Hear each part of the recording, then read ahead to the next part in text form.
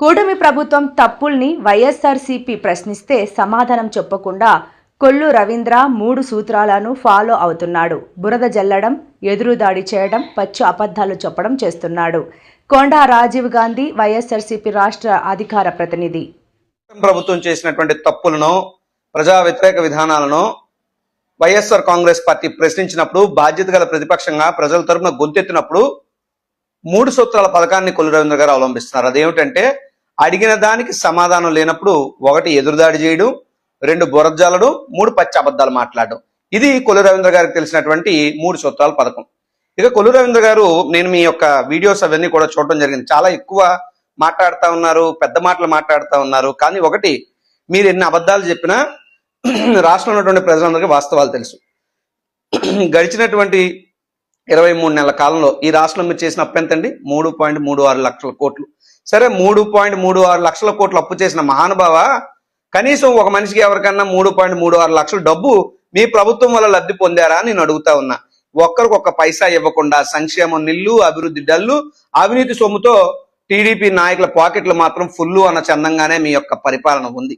ఇకపోతే జగన్మోహన్ రెడ్డి గారు పేద వైద్య విద్యార్థుల కోసం ఈ రాష్ట్రంలో ఆరోగ్యపరంగా రాష్ట్ర దశాదిశను మార్చాలనేటువంటి లక్ష్యంతో మెడికల్ కాలేజ్ 17 మెడికల్ కాలేజీలు ఆయన 5 ఏళ్ల అధికార కాలంలో 2 ఏళ్లు కరోనా పోతే మిగతా 3 ఏళ్ల కాలంలో ఖచ్చితంగా మెడికల్ కాలేజీలు తీసుకురావాలని గొప్ప లక్ష్యం పెట్టుకుని 17 మెడికల్ కాలేజ్ ఆంధ్రాకి తీసుకొచ్చి అందులో 5 నిర్మాణం పూర్తి చేసి మిగతా వాటికి ఏడాదికి 1000 కోట్లు చొప్పున ఖర్చు పెడితే 5,000 కోట్లతో 17 మెడికల్ కాలేజీలు పూర్తయ్యేటటువంటి ఒక గొప్ప పరిస్థితులు ఆంధ్ర రాష్ట్రాన్ని నిలిపి, తద్వారా ఏడాదికి కొన్ని వందలాది వేలాది మంది డాక్టర్లని తయారు చేసుకోగలిగితే రాష్ట్రం ఆరోగ్యంగా ఉంటాదనేటువంటి గొప్ప లక్ష్యంలో జగన్మోహన్ రెడ్డి గారు ఆ రోజు ముందుకు వస్తే, ఆయన ఆ మెడికల్ కాలేజీల్లో కొన్ని సీట్లు ఏదైతే కోటా కింద పెట్టి దాని ద్వారా వచ్చే డబ్బులతో ఆ మెడికల్ కాలేజీల నిర్వహణ కోసం జగన్మోహన్ రెడ్డి గారు ప్లాన్ చేస్తే, ఆయన మెడికల్ సీట్లు అమ్ముకుంటున్నారని బురజల్లింది మీరు కాదా?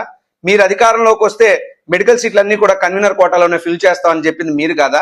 కన్వీనర్ కోటాలో ఫుల్ చెయ్యకపోగా ఉన్నటువంటి మెడికల్ కాలేజీలు మొత్తం అధికారంలోకి వచ్చిన తర్వాత పప్పు బెల్లాలు చేసి అమ్మేయడానికి ప్లాన్ చేసుకుని పీపీపీ మోడల్ని తీసుకొచ్చింది మీరు కాదా? ఈ యొక్క మెడికల్ కాలేజీని సర్వనాశనం చేసేట పథకం పేరే పీపీపీ అన్నది వాస్తవం కాదని చెప్పి కొల్లు రవీంద్ర గారిని అడుగుతున్నా. ఇకపోతే మీరు చాలా మాటలు చెప్తున్నారు. YSR Congress party criminal party అని, జగన్మోహన్ రెడ్డి గారిది ఏమో క్రిమినల్ మెంటాలిటీ అని. ఎవరిది అంటే పచ్చకావంలో వచ్చిన వాళ్ళు లోకం అంతా పచ్చగా కనబడుతుంది అన్నట్టు మీ యొక్క చంద్రబాబు నాయుడు గారిది అసలు సిసలైనటువంటి క్రిమినల్ రాజకీయం, హత్యా రాజకీయం. ఈ విషయాన్ని రాష్ట్ర చరిత్ర అనేక సార్లు నిజం చేసింది, రుజువు చేసింది. ఎందుకంటే మాట్లాడుకుందాం, హత్యా రాజకీయాలు, చంద్రబాబు నాయుడు గారి హత్యా రాజకీయాల గురించి మాట్లాడుకోవాలనుకుంటే ఖచ్చితంగా మల్లెల బాబ్జీ గారి దగ్గర నుంచి మొదలు పెడదామా, లేదు అంటే బెల్లి లలిత గారి హత్య నుంచి మొదలు పెడదామా, వంగవీటి మోహన్ రంగ గారి హత్య నుంచి మొదలు పెడదామా, లేదు అంటే కన్నా లక్ష్మీనారాయణ గారిని చంపడానికి ప్లాన్ చేశారని స్వయంగా ఆయనే చెప్పిన స్టోరీ నుంచి మొదలు పెట్టుకుందామా, లేదా ముద్రగడ గారిని చంపడానికి ఇలా ప్లాన్ చేశారని చెప్పి అడ్డుకోవడానికి చిరంజీవి గారు, దాసరి నారాయణరావు గారు వచ్చిన ఘట్టం నుంచి మొదలు పెడదామా? ఎక్కడి నుంచి మొదలు పెడదాం మీరు చెప్పండి. మీ ఏంటి, మీ హత్యా రాజకీయాలు ఏంటన్నది మీ చరిత్ర చెట్ట ఎప్పటికీ మర్చిపోరు ఎవరో కూడా ఈ రాష్ట్రంలో.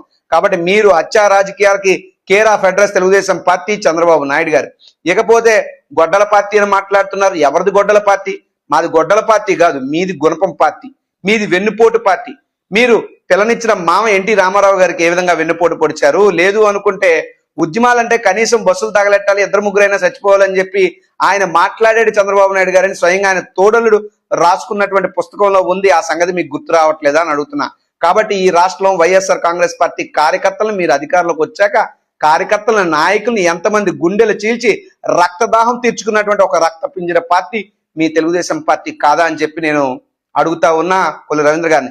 కాబట్టే చెప్తా ఉన్నా, ఇటువంటి గుణపం పార్టీ, ఇటువంటి వెన్నుపోటు పార్టీ అనేటువంటి తెలుగుదేశం పార్టీని ఈ రాష్ట్రం నుంచి వెళ్ళగొట్టాలని చెప్పి ప్రజలకు ఈ సందర్భంగా మేము పిలుపునిస్తా ఉన్నాం. ఖచ్చితంగా రాబోయే రోజుల్లో గుణపం పార్టీ, వెన్నుపోటు పార్టీ అనే తెలుగుదేశం పార్టీని ప్రజలు తరిమి కొడతారు అని చెప్పి ఈ సందర్భంగా తెలియజేసుకుంటూ, కొల్లు రవీంద్ర గారు, మీరు ఒళ్ళు నోరు 2 దగ్గర పెట్టుకుని మర్యాద పూర్వకమైనటువంటి భాషలో మాట్లాడితే మంచిది తప్పితే, దేవుడు నోరిచ్చారు కదా అని ఇష్టానుసారంగా పారేసుకుంటే అదే దేవుడు భవిష్యత్తులో ఇంకొకరికి అధికారం కూడా ఇస్తారు. దానికి తగిన మూల్యం భగవంతుడే మీకు చూపిస్తాడు. కాబట్టి అటువంటి దిక్కుమాలిన రాజకీయ వ్యవహారాలు మీరు చేయొద్దని చెప్పి మీకు హితవు పలుకుతా ఉన్నా. నమస్కారం.